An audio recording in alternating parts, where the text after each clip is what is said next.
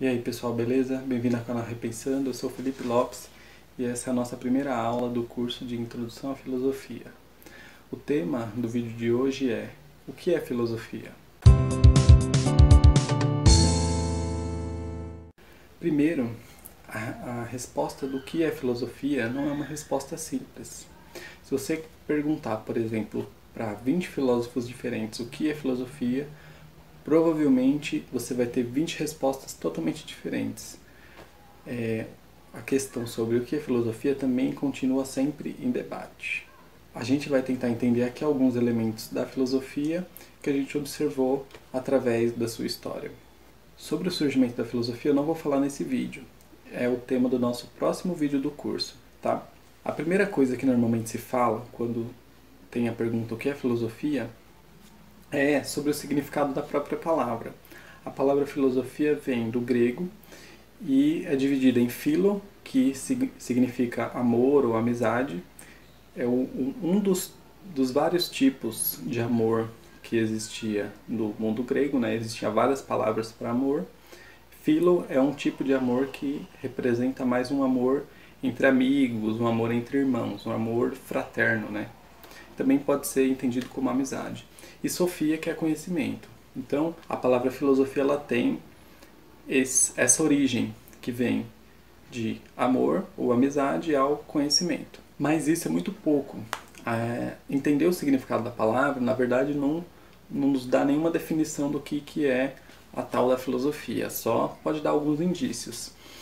Para entender o que é filosofia, a gente vai ter que pensar em muito mais coisa além disso. Primeiro, a filosofia é um tipo de conhecimento, mas ao mesmo tempo é um tipo de conhecimento diferente do conhecimento científico e diferente do conhecimento da mitologia, conhecimento religioso.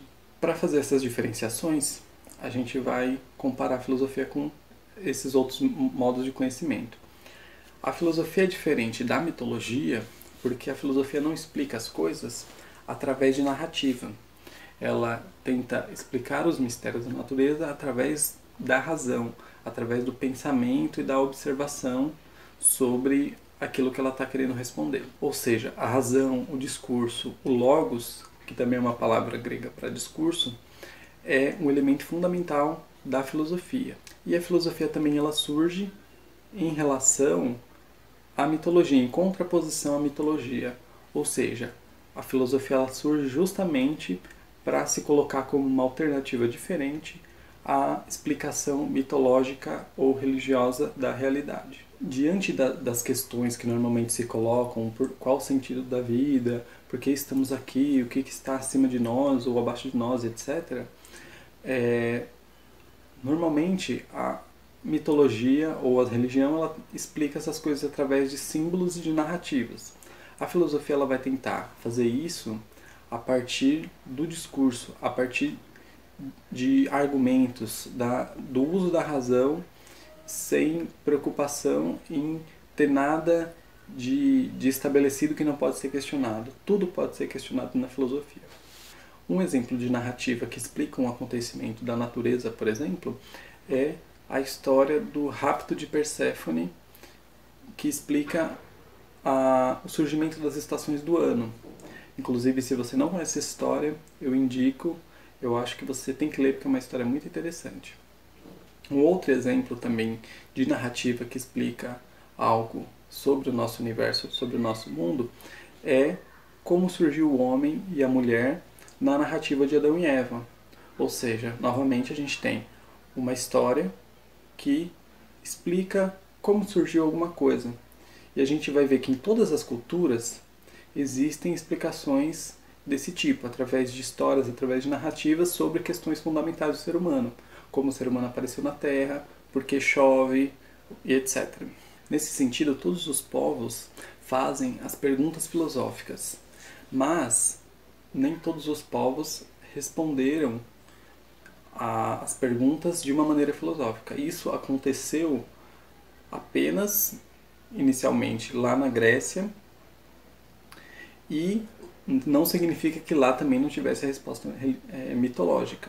Agora, em relação à ciência, a filosofia tem algumas diferenças com a ciência, embora quando a filosofia surgiu, a ciência estivesse muito longe ainda de ter um início. Algumas diferenças. A ciência, ela tem objetos de estudo muito consolidados, enquanto a filosofia ela tem, ao mesmo tempo, a possibilidade de incluir qualquer novo objeto de estudo nela. E a ciência também se foca muito em um objeto, enquanto a filosofia ela pode fazer relações entre diversos objetos de maneiras diferentes. Normalmente um cientista ele estuda a vida inteira uma coisa só. O filósofo não. É lógico que isso não se aplica a todo mundo, né? Mas o filósofo normalmente tenta entender relações entre os diversos tipos de conhecimento. Muitas vezes tentando criar um sistema que englobe todo o conhecimento dentro de um entendimento único, de uma unidade. Também tem uma diferença em relação ao método. A ciência ela tem um método relativamente consolidado, enquanto na filosofia, a cada novo pensamento, a cada novo filósofo, a gente vê que o modo de pensar, o método, ele também é alterado. Para cada novo filósofo, praticamente a gente tem um método novo também, embora a gente consiga ver tendências, né? Algumas linhas de pensamento que usam mais ou menos do mesmo método. E isso significa também que não existe um método único na filosofia. A gente tem muitos métodos. E todos eles, eu acho que a gente pode colocar como unidade é que todos eles se utilizam da razão. O uso da razão de várias formas diferentes é um elemento que é nuclear na filosofia. Muitas vezes também a filosofia vai se diferir do senso comum. E o que é esse senso comum? São as ideias que uma cultura ou um povo tem como estabelecidas sobre as coisas. Muitas vezes o filósofo vai questionar se aquilo que a gente sempre teve como verdade não é uma ilusão. Ele vai investigar se aquilo que a gente sempre acreditou na verdade não é uma mentira. Uma outra coisa interessante também de se observar é que a filosofia não é consensual. E o que quer dizer isso? Quer dizer que não existe uma resposta filosófica para nada. Essa ideia de que o que a filosofia diz de tal coisa. Isso não faz o menor sentido, porque uma das principais características da filosofia é ter respostas diferentes para a mesma questão.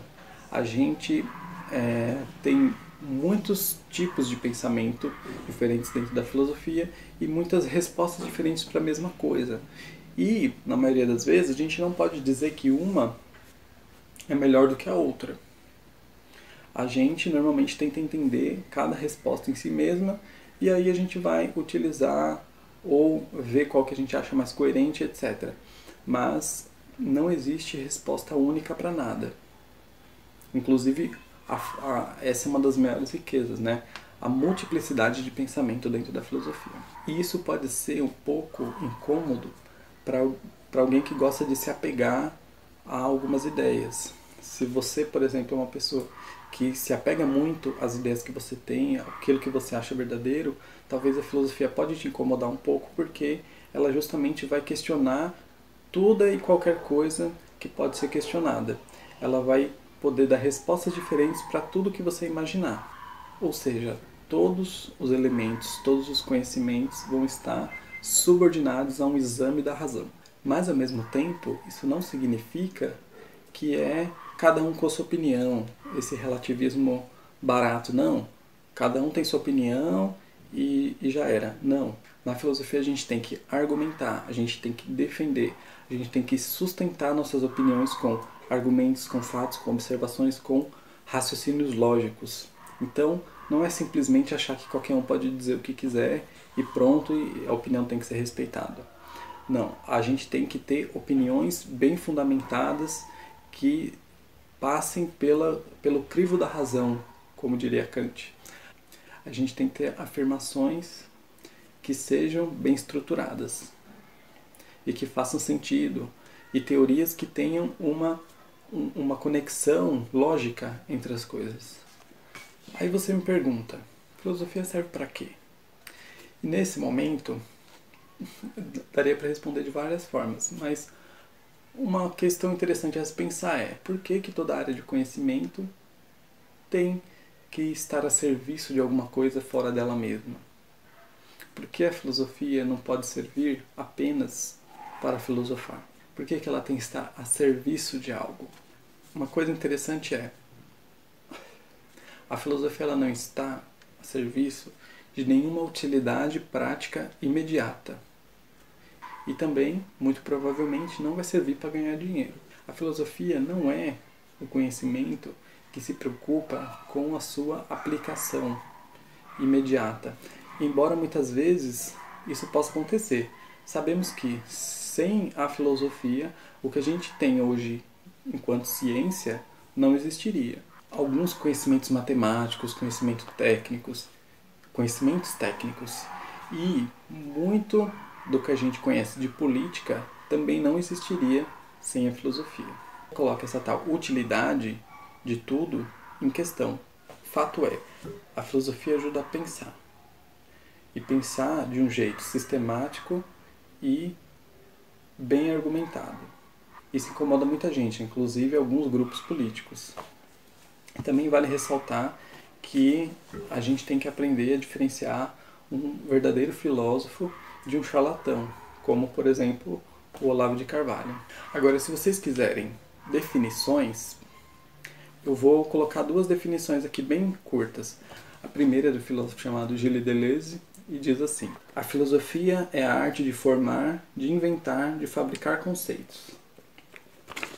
E outra é de Auguste Comte Sponville, e diz: o filósofo é alguém que se serve da razão para tentar pensar o mundo e sua própria vida, a fim de se aproximar da sabedoria ou da felicidade.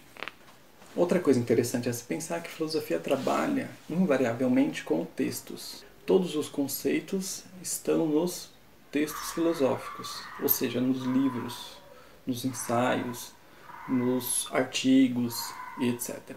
E uma boa parte do trabalho do filósofo é ler, entender, interpretar e escrever textos. Alguns textos podem ser mais fáceis, outros mais ou menos, e alguns dá até desespero de tentar ler.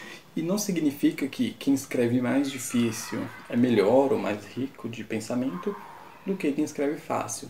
A gente tem também uma variedade muito grande de estilos e de modos de escrita filosófica, algumas mais claras, outras não. E uma outra questão, já que filosofia tem a ver com pensamentos, todo mundo é filósofo? Não, com certeza não. A filosofia ela tem a ver com um tipo específico de uso do pensamento, de uso da razão. Ou seja, todos temos a capacidade de ser filósofos, mas nem todo mundo é. Nem todo mundo utiliza uma forma filosófica para responder às suas questões. E até hoje a maioria das pessoas ainda continua respondendo suas questões de forma mítica. A filosofia, ela trabalha com uma infinidade de temas. Só que alguns dos temas eles são mais comuns. Então vou falar aqui alguns dos temas principais da filosofia e algumas questões que eles abarcam. Primeiro, a metafísica. A metafísica estuda como que é a realidade. Uma das perguntas que a gente tenta responder com a metafísica é: o mundo como eu vejo, é o mundo real ou existe algum mundo mais real do que esse? Essa é a verdadeira realidade das coisas? Como eu posso saber qual é a verdadeira realidade das coisas? Outro tema, a epistemologia. A epistemologia estuda o conhecimento. Como podemos adquirir o conhecimento? As nossas ideias vêm dos nossos sentidos ou elas vêm da nossa mente?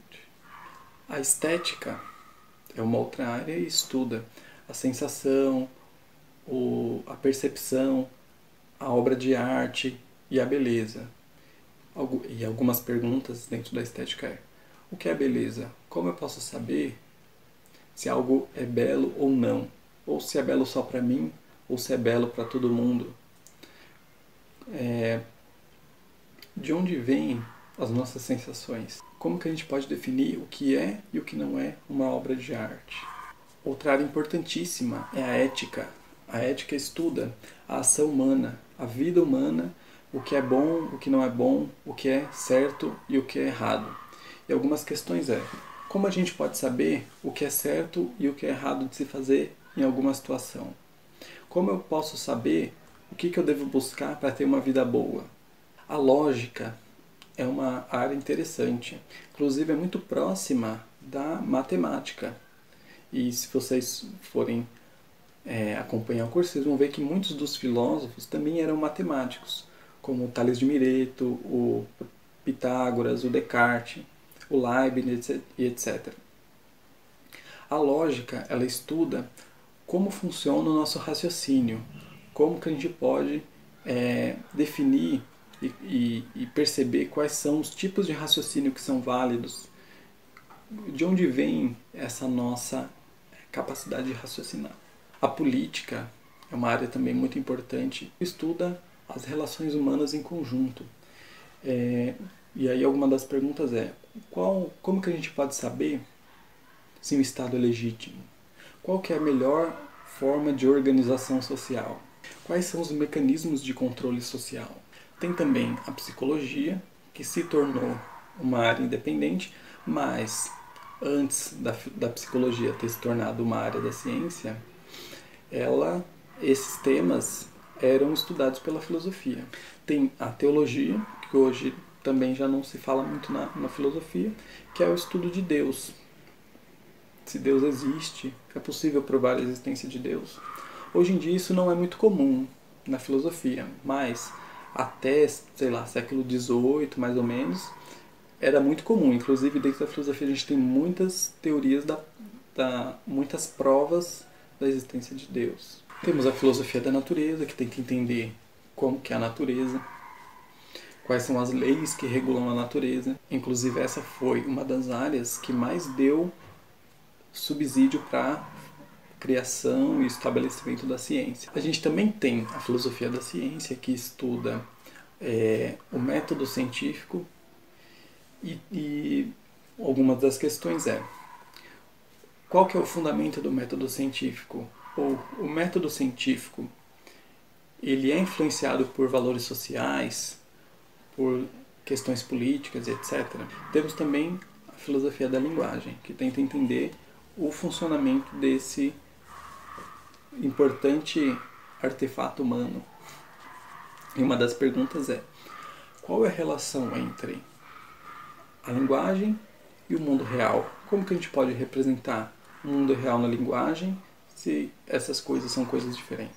E agora, para finalizar, eu vou dar algumas dicas para você que está interessado no assunto.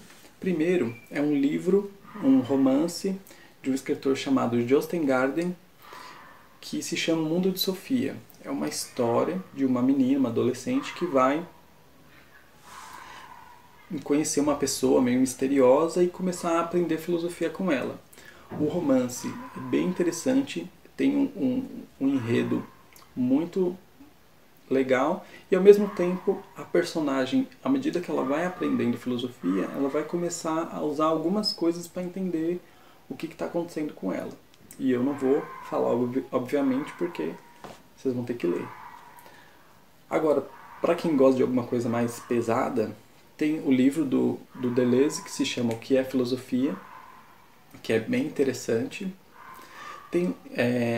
Além disso, tem um livro da Marie-Hélène Chauí, que se chama Convite à Filosofia, e tem a História da Filosofia do Giovanni Reale. Quem quiser alguma história da filosofia, essa é a que eu indico, porque ela é muito boa, muito completa, principalmente entre os antigos e os modernos. Nos contemporâneos eu acho que ela é um pouco simples demais, ela tem pouca coisa, mas entre os antigos, medievais, modernos, eu acho que é excelente. E sempre que eu utilizar algum texto, alguma coisa, eu vou deixar embaixo na descrição para vocês poderem conferir. E aí, gostou? Curte o vídeo, compartilha com os amigos, se inscreve no canal, comenta aí o que você achou, se você discorda de alguma coisa que eu falei, pode ficar à vontade, vou responder todos os comentários. Certo? É nóis!